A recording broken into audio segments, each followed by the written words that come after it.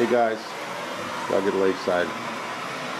This is the in-process hold-up boiler situation that Hurricane Sandy put a little bit of a damper on.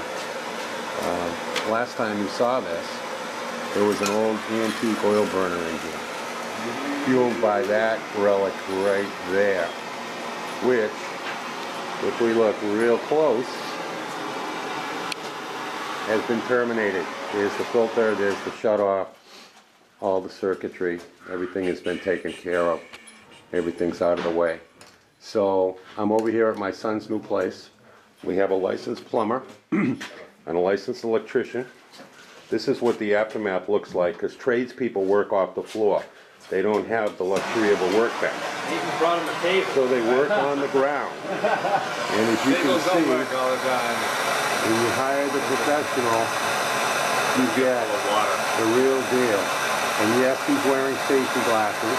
And no, I'm not going to show you his face, because he's a good friend. This man is a licensed professional plumber and also a licensed gas fitter. So he not only does all the copper, but he also does all the gas work. The gas work, beginning with our gas meters that we know and love. And my buddy Kevin Robinson is going to be all over this, because we have all the connections made, everything's in place.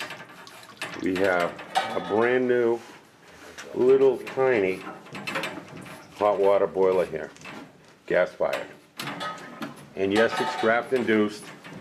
It contains, I have to get around the guys here, sorry about that. There's your draft inducer motor. There's your temperature and pressure relief valve. There's your actual boiler drain. Now this unit doesn't even stand 3 feet high.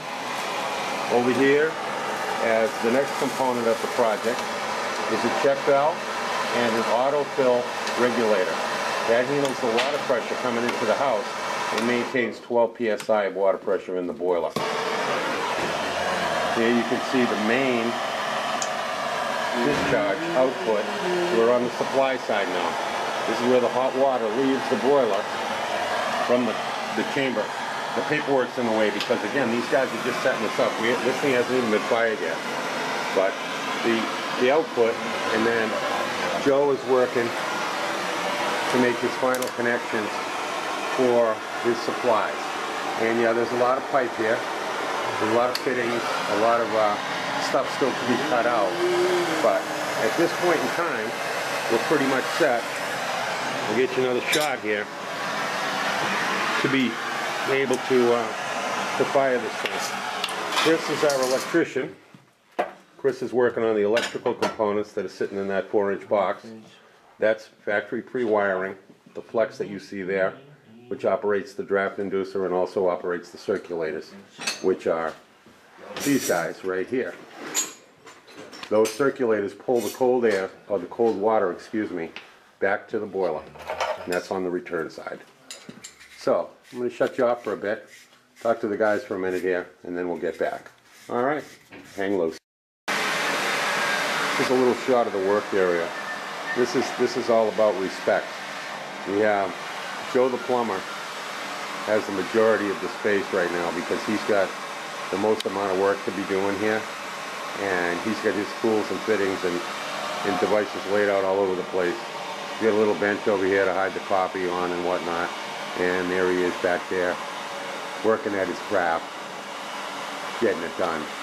Then we switch over to the electrical world, and here's the electrical man working out of a little small area. He carries most of his hand tools on his person, and he's getting that side of the deal done. So, okay, this video is going to be all over the place, but we'll basically get it all in here. And the big deal is we'll be able to witness the firing of this thing. So, we'll be back. Getting down to the end, there's the pipe vise. So now it's time to make up the last couple of pieces of gas piping. So, time to do a little thread cutting work. This is when the plumber earns his money, because he's not going to bring a thread machine in here. He's going to do it the old-fashioned way by hand. And we're back in low light conditions, guys. But there's the pony, and there's will probably make it happen. I'll cut you some thread. Get it done, yeah.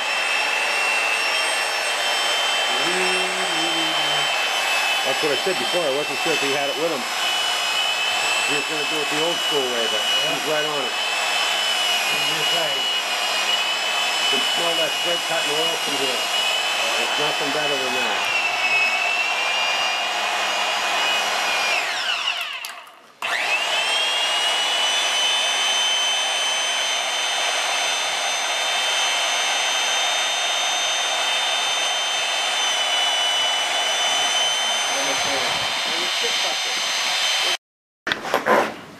Well, man, now that the dust is settled, get a little bit of view of it.